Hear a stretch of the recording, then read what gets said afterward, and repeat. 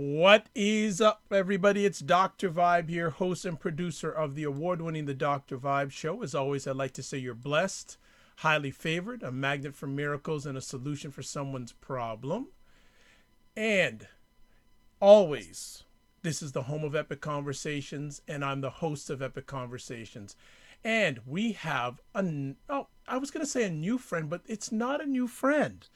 This lady has been part of the Dr. Vibe family for a little while online, but had become a real solid member of the family offline. Who is the friend? It's Michelle Mras. She has a background in education, and not education, which should include education. There's so many things here: engineering, economics, financial institutions, marketing management, quality systems management, performance examination boards, benefit auctioneering, political campaigning, and the TEDx Colorado Springs stage. Despite her diverse background, her greatest accomplishments are that she's traveled the world as a military spouse and daughter, has raised two well-adjusted young adults, and is a survivor of multiple life challenges to include a traumatic brain injury and breast cancer. She's a powerful survivor who elicits positivity that engulfs those in her presence to believe and be driven to achieve more personally and professionally. She's an inspired keynote speaker, success coach, corporate trainer, and executive director certified with the John Maxwell team. And actually, I saw John Maxwell this weekend, but I'm not going to get into that. Certified in both DISC personality insights and Reclaim the Brilliance. She's also the author of Eat, Drink, and Be Merry, A Glimpse into the Life Well Lived. And her second book, It's Not Luck, Overcoming Yourself, will be available this summer. Welcome back to the Dr. Vibe, home of epic conversations. Michelle Mras, what is up, Michelle? Hello. Nice to have you be back. Well, it's always a pleasure to have you back. What's been going on? Oh my goodness, what hasn't been going on? Lots of things have been happening. Wow, where should I start? Wherever, and just take off from there. Well, my second book is coming out this summer. You said that. First book is right strategically behind me, Eat, Drink, and Be Merry. But the other day we were talking, and I was a little miffed about something. And what I had told you was, I keep being approached, being told how lucky I am. It's not luck. And that's why it's like, we need to get on the show and have a nice conversation. Because think of my life. You know me, but the audience may not know me. People say I've got the gift for gab. I can go on a stage and talk. Well, it wasn't spontaneous. I joined a Toastmaster group to become a better speaker. And most of my life, I was told I was too loud to be an Oriental. I'm half Filipino, so I was too loud. So I was always trying to, mute my voice. And now speaking is what I do. So it wasn't luck. I worked on it, learned to control it, and now I'm funneling my talent that I thought was a curse, right? And then like the second one was, oh, you're so lucky you made it onto the TEDx stage. That wasn't luck. That took a lot of work. And what's really neat about it is, I had just obtained a traumatic brain injury. I was in a car accident. And that's about when I think I met you 2 years after that accident, but I was in a car accident. And that TEDx stage was really my swan song. I was told that I was going to lose my memory. And instead of getting better after the accident, I got better, then I got much worse. And by the time the TEDx had come, I was forgetting like every 5 minutes, forgetting everything I just said. So the TEDx was more of an ode to, can I do this before my brain goes away? And it was also a dedication to my mother-in-law, Mary, which the book came from, Eat, Drink, and Be Merry. But pretty much all these things that people are telling me I'm lucky for have all come from tragedy and fighting. So again, it's not luck. Well, let me ask Michelle, before we get more deep into this epic conversation, what can you give a little bit more about your background to the audience? Because the first time you and I had a chance to share together on the show was back on November 14th of last year. We've had her Michelle and I have numerous conversations since then offline, and I know her good, not well, but I know her good. But what else would you like to share about your background with our audience that may be seeing you and listening to you for the first time? Hmm. Well, first of all, what do I do for a living? You know, all of us have that little voice inside of our head that tells us that we can't do something. It's my job. It's what I do is I work with individuals and teams and groups, and I help peel back that layer of uncertainty, that veil, to uncover their full potential that's in there so that that little voice that normally says you can't becomes your cheerleader. And now I'm in that field because of my background. I mean, I'm a military child. My father was in the military over, I want to say, 25 years. And then I married my high school sweetheart, who also joined the military. And I've traveled the world. Um, uh, oh, and actually, right before I first met you and started talking to you, I had just found out, well, I suspected I had breast cancer. And by the time I actually got onto your show, I was in full-fledged definite breast cancer. So I'm a bit of a survivor, and I'm incredibly positive. I can almost see the positive side of everything. It's a blessing and it's a curse. Now, let me ask: did you always were you always like this, open, sharing, or was there were it for a number of years? Was it for a number of years you were sort of to yourself, quiet? And if that was the case, when did the turn happen to become more open, more sharing? You will get mixed notes from that. I have some friends who say I was gregarious all my life and family members. And then I'll have the other friends who say you were really quiet. You were kind of into yourself. You were always kind of hidden. Well, I like to call myself an ambivert. It depends on my situation. And when I was younger, I was very insecure, very afraid of who I could be, what I was. And actually, one of the stories in my new book is the day I found out that I wasn't just American. You want to hear that? Absolutely, it's your show. I'm just steering. You're. I'm just steering. You're driving the ship tonight. Okay, well, I want to say I was about 7 years old, and I was in maybe second grade, maybe. And the teacher had asked us, "What's your heritage?" And I said, "I'm an American."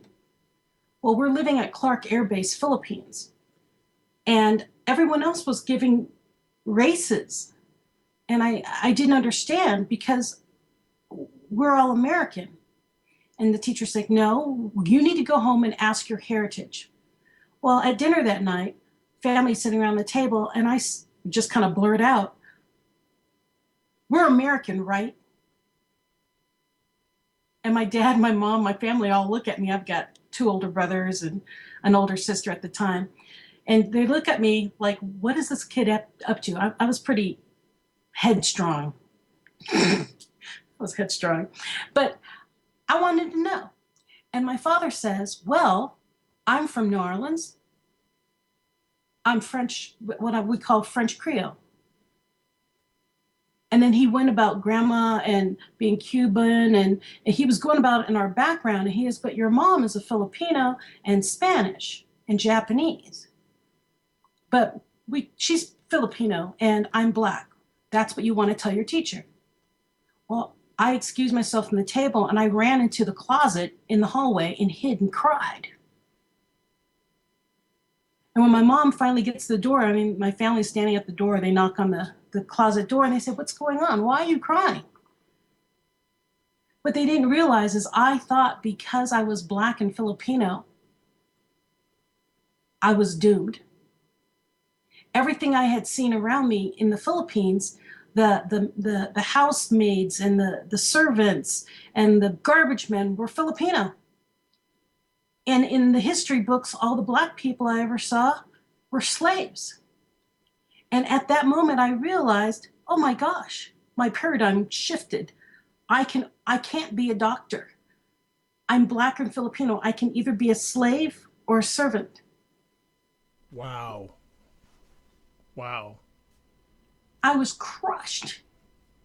But you have to think, when we have paradigms like that, how many paradigms do we walk around with on a daily basis that cripple us? This is where this whole idea came out of. It's not luck. And basically, I want to help people walk through the stages of life of realization that I went through to discover the things that were holding me back. The subtitle for my book is, overcoming yourself. Let me ask, was there a period up until a certain point? And just a shout out to Claude Diamond, one of the great supporters of the Dr. Vibe Show, and just sharing with you, Michelle, great people stories. He is enjoying what you're having to share with us. I want to ask, did you, for a period of time, think that your life was full of luck and it changed, or were you always feeling that it wasn't all about luck? Because I don't use the word luck anymore. So no, I don't either. That was an evolution. Okay. When I was younger, actually, this evolution all happened within the past 4 years, because before that, I just thought things happened when they happened. Bad things happened, well, then they just happened, and I would just, pray that something better would happen. But I never quite believed it would, because I just assumed I was doomed. So what changed that? Was there a moment that changed that? Yeah. Go ahead. May 21st, 2014. I was heading to a high school to pick up my children, and a car ran a stop sign and hit me. T-boned my car. Took the entire engine block off my SUV. And when I woke up about, we think, 30 minutes later, I realized that I could have died. I mean, any inch more, I would have been dead. My whole steering shaft, steering column would have went into me. I lived for a reason. And at that point, I realized, what am I supposed to do? 10 days after the accident, the doctors were telling me I was fine, but I was speaking gibberish. And I couldn't write. I would be able to speak till about noonish or 1 o'clock. And then my language abilities just went away.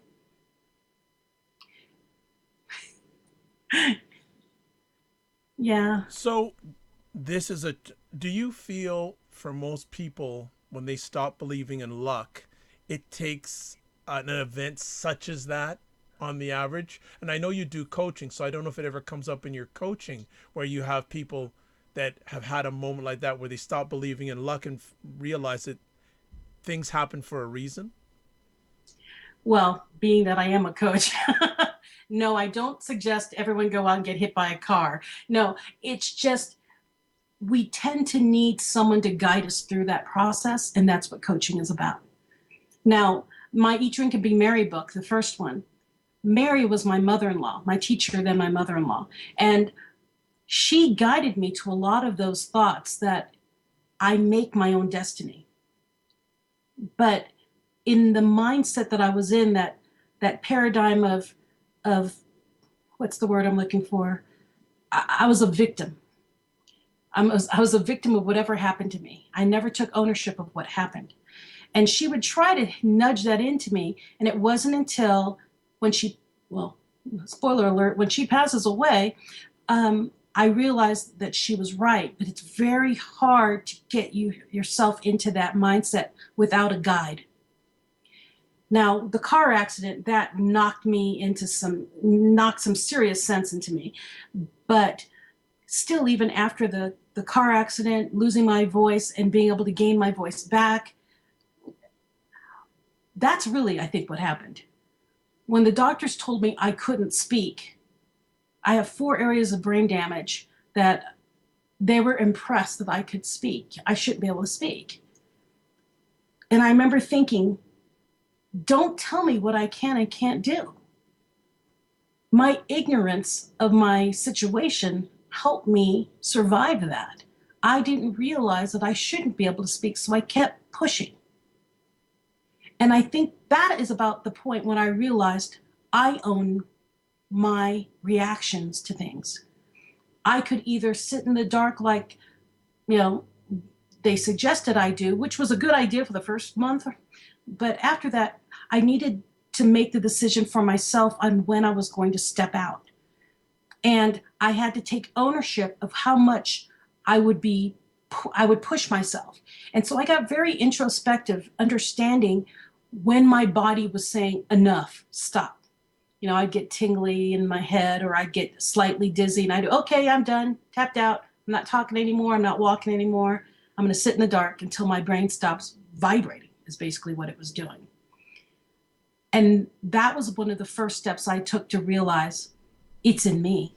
The decision, the choice of how to react came from me.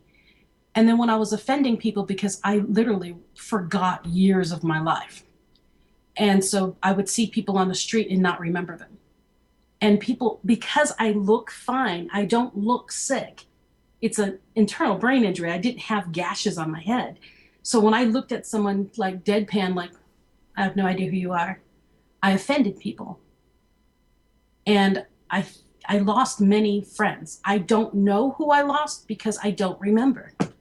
Wow. So it's sad and a blessing at the same time, because I learned who were my true people in my tribe, who stuck by me, who understood I was going through something. And then those who didn't want to stay around, and it's okay. And I had to come to terms with, it's okay. That's another thing to learn. Yeah. Number of conversation pieces going through my mind and heart right now. So, if I'm correct, and correct me if I'm not, when you don't believe in luck, one should have more ownership in their life, of their life, correct? Straight, yes. And the thing is it isn't luck. That's what I'm trying to get at. Right. So, you may think it's luck, but anybody you see that you consider lucky, ask them how they got where they are. I mean, look at Oprah, for goodness sakes. Oh, wow, look at her. She's so da da da da da da da. She went through a lot to get where she is, right? Anyone with any substance has gone, it's the hero's journey. Have you heard about the hero's journey? Yes. You go through this path, you have mentors, you lose things, bad things happen, you have to succumb bad, huge obstacles, you fall down to your lowest point. You know that quote, sometimes you have to become small to get big? Every hero does that. They get where they think they can't go on. Look at Star Wars. Luke Skywalker, he can't go on, he's beaten, he's done. Right? And then they come back. It's part of life to come fight through something. And it doesn't have to be a car accident or breast cancer in my case. It can be anything that causes you to reframe your thinking, to grow and learn. I have more conversation pieces for you, but I always put the audience first and my friends who come on the platform first. So this is, I don't think, maybe directly or indirectly involved in what we're chatting about, but Claude Diamond wants to know, who has influenced you the most in your coaching style, if anybody? Oh my goodness. There is somebody. Oh, okay. Yeah. He's actually a part of the John Maxwell teaching team. Okay. Yeah, his name is Christian. Okay. But yes, I'm a John Maxwell certified coach, so I have a lot of that. What was it about Christian that influenced you so much? He taught me to take a breath. Now, and I know that sounds insane, but I learned to listen more through Christian. As you can tell, I get kind of passionate and get, And in my coaching, I had to learn to back me off and open my mind and ears to listen for words coming out of my client. And he's a very calm man. His name is Christian Simpson. He's out in Europe. Okay. Yeah. But yes, I learned to calm down and listen. And it translated into my life, because now I'm pretty much always listening. So when I have someone like you tell me to talk, it's like, wow, I get to talk. Well, yeah, you people like yourself and other people I have the chance to communicate regularly, they don't talk, they share. There's a big difference. That's true. It's a huge, huge difference. Let me get you into this conversation piece. Why do you feel so many people believe in luck? It's what we're taught. Can you expand on that? It all comes back to education. You know, when you're a kid, they do, oh, so and so got such and such for Christmas. Oh, she's lucky. Or you know, mom or dad, why don't I have blah blah blah? Or why don't we live there? Oh, that's because they're lucky. You hear that, and then in movies, people are lucky. I mean, or four-leaf clovers. People are, oh, don't cross that. I'm from the Philippines, so we have a lot of big superstitions. So it kind of gets ingrained in you as a child that luck is the way things go. But what they don't realize is people who are lucky make their luck. Even in bad situations, they find the positive or the learning lesson out of everything and turn it into their luck.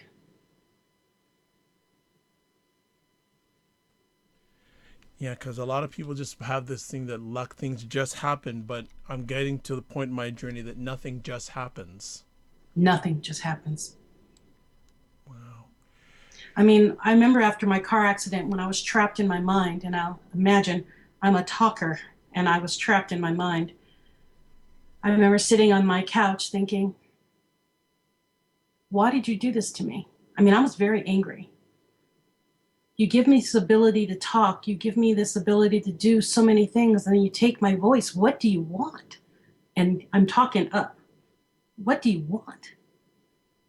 And what I realized was God wanted me to step back, reassess, stop charging forward to whatever was going to happen, think before I move, make a plan.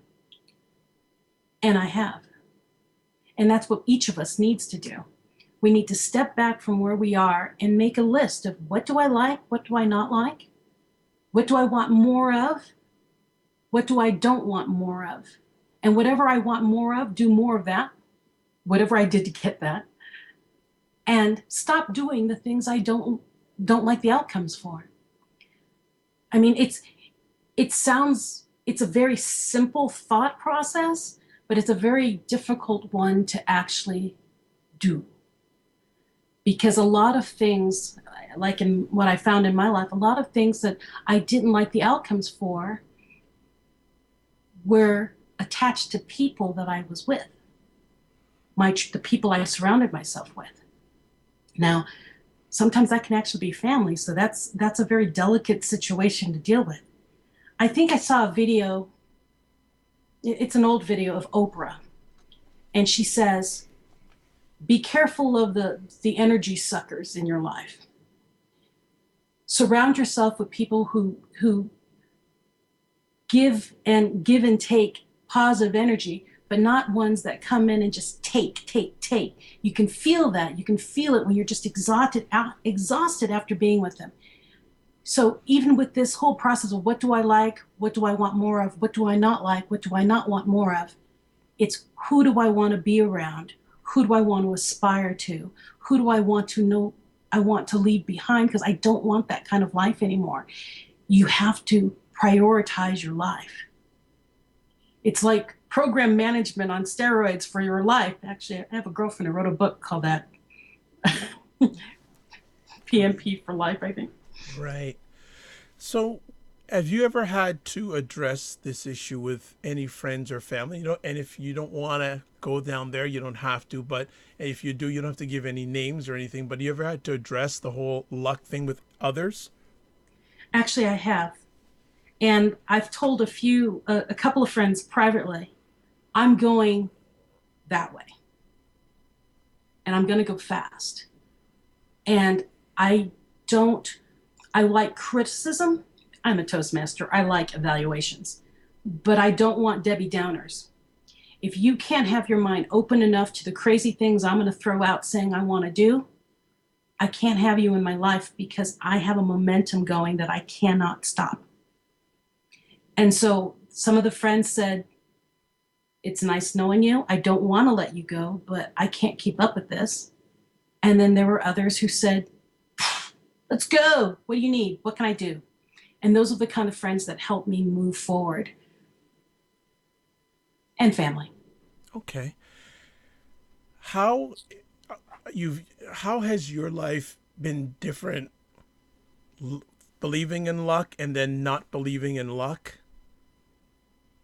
How's it been a different life? Because obviously it's been two different lives. How has your life been different in each one of those stages? Your audience may not believe this, but 4 years ago, I was a political consultant. Miserable, miserable in my job. I mean, I was doing it, I was good at it, but I was miserable.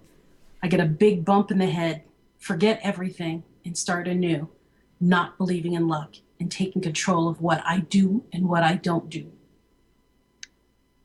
2 years later, I find out I have breast cancer. Now, please understand, when I stopped believing in luck and started taking control of what I did and what I wanted, my life has catapulted towards my dreams. And I mean, I'm like, pull me back, gone. I wrote my first book with a full traumatic brain injury. I shouldn't be able to talk, and I'm writing. Okay? With the breast cancer, yes, I had breast cancer, but instead of feeling sorry for myself, I mean, granted, I was scared to death, but instead of feeling sorry for myself, I said, okay, if this is a death sentence, what do I need to do before I die? And I know that sounds very obscure, but I wrote my own eulogy. I wrote my eulogy and I said, before I die, I want to meet that eulogy's expectations. And I wrote the next book while I was fighting the pain, basically. It was a distraction from the pain. And ever since I stopped believing in plain luck, I believe I make my luck. I believe you make your luck. All of you make your luck.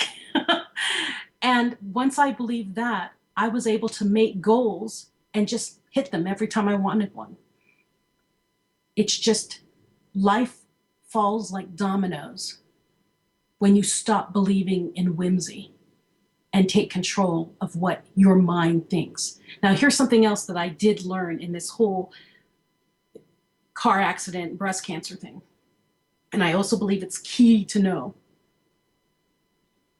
I had to stop down talking to myself. That inside voice in your head, that's what shaped the book, actually, the second book coming out. I realized it was the voice in my head telling me what I could not do. And I had to tell it to shut up. I had to make friends with that voice. As my friend, he's another coach, he's another trainer at John Maxwell, Ed DeCosta said, yeah, but we all have gremlins in our heads. You got to make friends with those gremlins. You have to let them realize that you're a big girl now or a big boy now, and that they don't need to keep protecting you from everything, that you can envision that future. And one of the things I would do is I would meditate and I would see what I want next. I mean, I would see it. And then I would see all the mini steps in between. And basically, I would let that inner voice see. The worst that can happen is I fail, but I'll still be right here. If you let me keep going, stop telling me I can't do it. If you let me go to step, 3, 4, 5, and 6, the worst that can happen is I might get stuck at 5, but I'm still not here anymore. I'm there. Make friends with your gremlin in your head. When you're dealing with any of your coaching clients, does this subject either directly or indirectly ever come up? And how do you approach it with, how have you had to approach it with any of your clients? It actually always comes up. Okay, good, good, good. It's like the first thing that always does come up, but I can't. Well, that's one of my rules. You're not allowed to say can't. There's always another way. Or when there's a sentence and they say, well, blah blah blah blah blah, I'd like to do but. Well, but's the big negative. It's not. It's a not. No, you can't. No, that word does not belong in your vocabulary because everything is possible if you truly want it. And the way I address it is, oh boy, how can I? Honestly, the way I've approached it, the last couple of times it's happened, is I gave them a homework assignment as the coach. Write your own eulogy. And honestly, I got that idea from an author. Her name is Judy Carter. She's a comedian. She wrote a book, story of your life or something. The story of you. And writing your own eulogy really puts in perspective what you truly want in life. It's how you want people to remember you. And that is a good slap in the face. Because you write your own eulogy and you realize, I haven't done this, this, this, or this. Well, are you trying to become happy with those things? Or will those things make you happy? You've got to come at it a different way. Do you think making $180,000 a year is going to make you happy? Because if you think that, it's not. Something else will pop up. Your expectations will rise. You'll need more. The thing is knowing what you want in your life, you narrow yourself down to what will make you happy. And I know everyone says, oh, money will make me happy, or, oh, if I get that car, I'll be happy, or if that person falls in love with me, I'll be happy. Happiness should not ever come from an outside source. You need to learn to love the gremlins in your head, but then love yourself as you are. And if you don't love yourself as you are, what do you want more of? What do you want to improve? And then if that's the case, then start working on that. Because once you love yourself, everything else starts falling into place. That person that you wish would love you, the person who truly does love you for who you are, will find you. That job that you were meant to be will come to you once you are centered as you. I got really mystic there, didn't I? Okay, you're good. You're good. You're rocking. Just some feedback here. Charisse Taylor comments, I love that, making the gremlins your friends. She really liked that.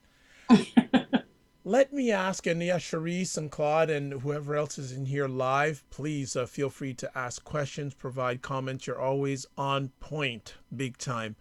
So how is the book coming along on this subject?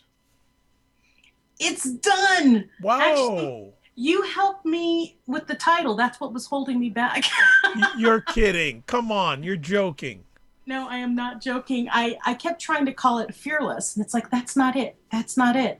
And then when I got on the call with you the other day and you said something and I said, but it's not luck. Oh, yeah, that's exactly what I want to call it. It's not luck. Overcoming you.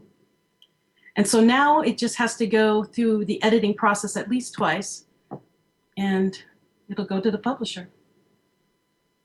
How has writing the second book been different than writing the first one? Because it seems to be two totally different topics.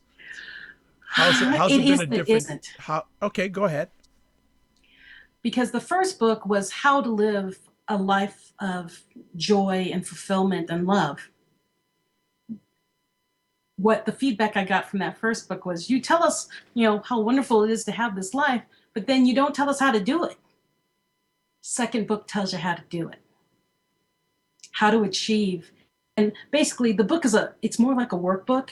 So it's like, well, that's not like, there's 12 chapters. And at the end of each chapter, I ask 5 questions that kind of step you into the next bit. So like, why are you stuck? So the first story I'm going to tell you. The first story is about my youngest child, who's very rambunctious, always was an escaped artist. And one day I'm cleaning out their closet, and I turn around, and they were having a tea party behind me, my two children. And I turned around, and the youngest was gone. And I go out, check in the restroom. Nope, not there. I come into our living room, which has vaulted ceilings, like 20-foot vaulted ceilings. And there's a staircase that goes up the side of the wall, about, I want to say, 12 feet up. My toddler had climbed on the outside of the stairs and was clinging for dear life at the very top of the stairs. And I went, oh. Now, first thing mom wants to do is run up the stairs and grab her. But she needed to learn what she had done and realize how far she had come. So I stood below her and I said, you're okay. I'll be here if you fall, but I believe in you. You can make it back down. Just do what you did. Go back. And I followed her down all the way down the stairs. And when she got to the bottom, she looked up and she said, Mommy, I was really far. I said, yes, you were, baby, but I was here to make sure you didn't get hurt. Now, the lesson on that is, how often do we get to something so magnificent, and right before we actually get to that wonderful thing, we stop? So I ask 5 questions. Where are you stuck? Why are you afraid of passing through that? What's the worst that could happen if you achieve that? Right over that point of fear. What's the worst that can happen? And so the book does that. Every chapter gives another little story, then asks you another five or 6 questions. Excellent. Well, thanks for giving us a little preview. We appreciate that. But when it comes out, we're expecting you to come back on and officially give the launch it deserves, right? Okay. Good stuff. Charisse Taylor has she won't let go of your gremlin comment. She said, I think so many people are so focused on making the gremlins go away, and it steals their attention and time. It does. The thing is you don't want your gremlins to go away. The gremlins are those are lessons learned from the past. The gremlins are trying to keep you safe.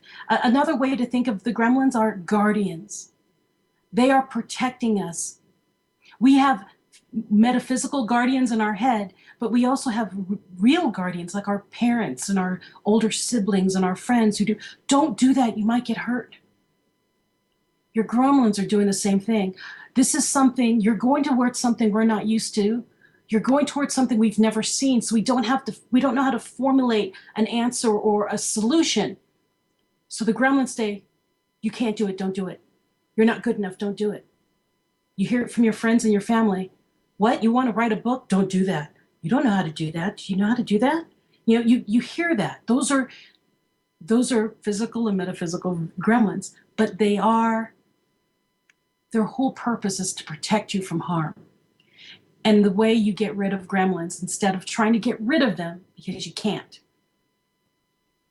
is make friends with them and make them realize that you've got this. And the way I've done it, and I suggest if you have any gremlins in your head, and I'm quite sure you do, think about what you want and make a visual picture in your head. And I'm smell it, taste it, hear it, everything. Try to make it as perfect of a vision as possible. And then your gremlins won't be so afraid of it anymore. Make friends with your gremlin.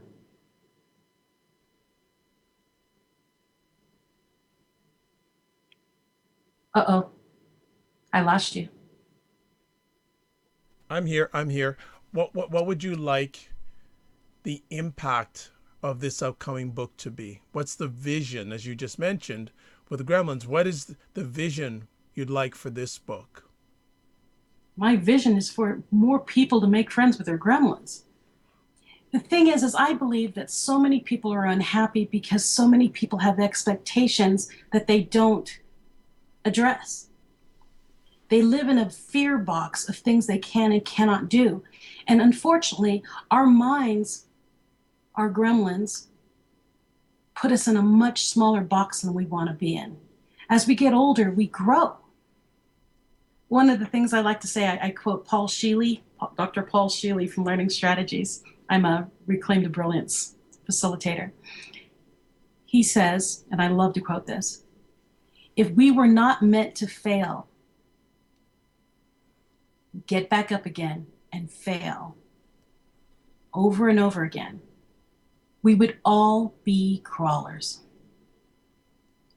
It is human nature to start off crawling, get up, fall, get up, fall, start walking, fall, start running, fall, get up.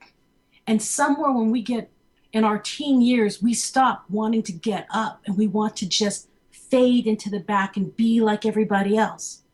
Well, the magic is we are all special. We are all beautiful and magical, and we can all do so much. We all have a different talent. We aren't meant to be the same. Our society wants us to all be the same. We are not meant to be the same. We all have a unique talent. We are supposed to fall and get up differently. So, like I tell my business clients in trainings and things, just because that company's doing it that way doesn't mean your company has to do it that way. You want to reinvent the wheel because each culture is a person, basically. And each person is different. So each movement will be different. It works for whatever your atmosphere is. True. I always like to say sometimes you got to observe the masses and do the opposite. Yeah, you don't want to be the same. True. Different is good. Good, good. Luck. Anything else you want to share with us about the whole area of luck?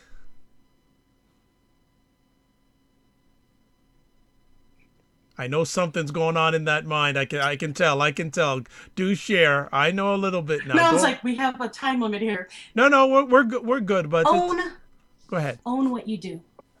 Own what you do. What do you mean by that? What does that look like?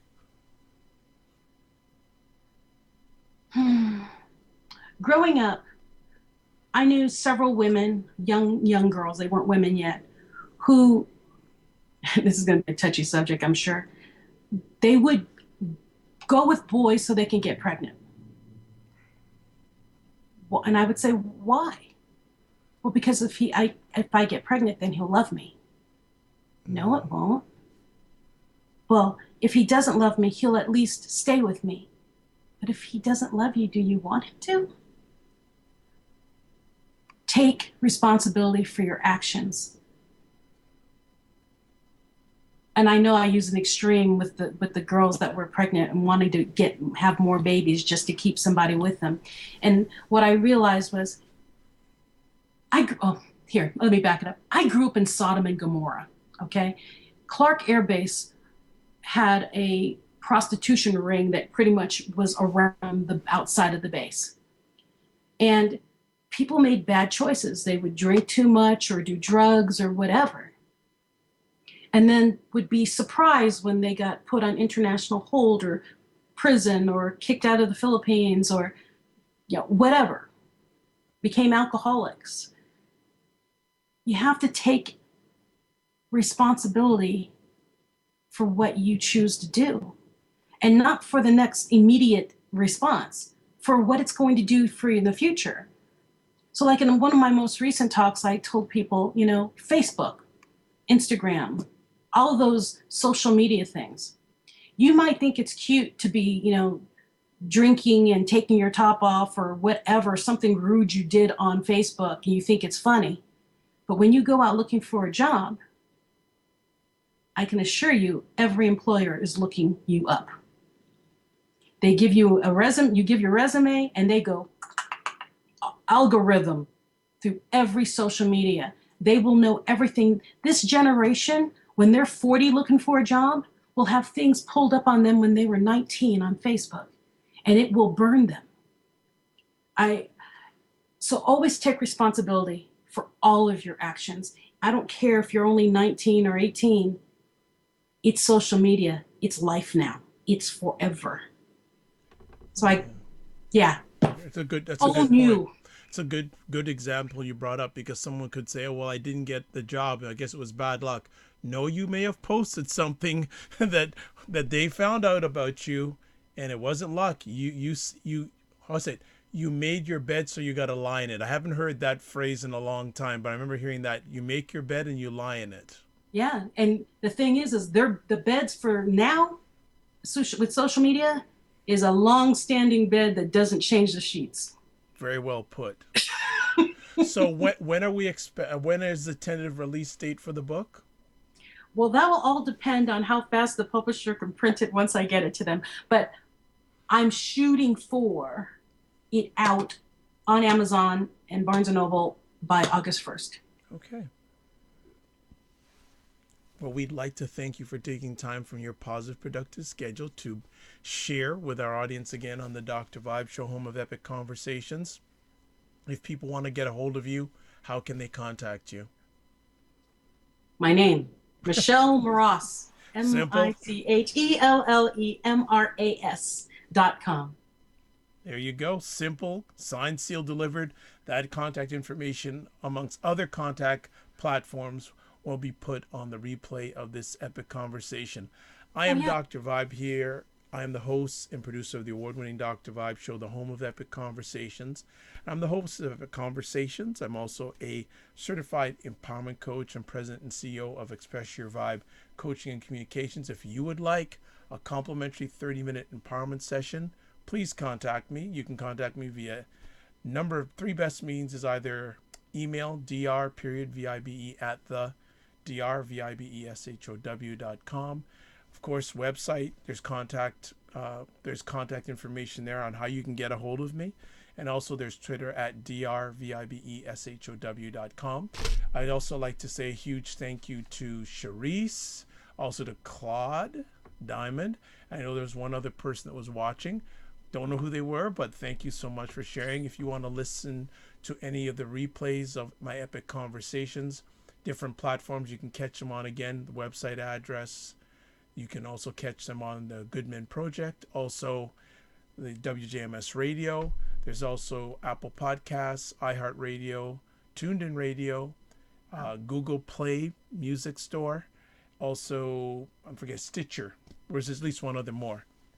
So that is it for the Dr. Vibe Show. Upcoming things on the Dr. Vibe Show. In a little over an hour, we'll be holding another Epic Conversations, a live audio podcast. So you'll have to go to the website to listen to it. And that's with Anthony Carter, who's written a great article called How Black Men Can Be Seen Without Being Punished. So that is coming up at 9 o'clock Eastern Time. All you have to do is go to the website to listen to that live audio epic conversation through the Dr. Vibe Show.